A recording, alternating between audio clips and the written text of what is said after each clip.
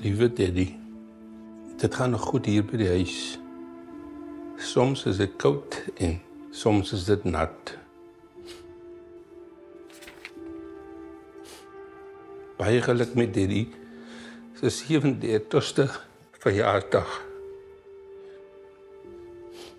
Mag daar nog vele ander wees.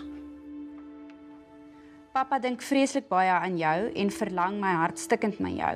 Ek mis jou elke dag so baie en wens dat ek weer vir jou kon kuier en jou kon sien. Ek verjaar 6 Oktober, dan is ek 13 jaar oud. Ons verlang baie. Skryf gou.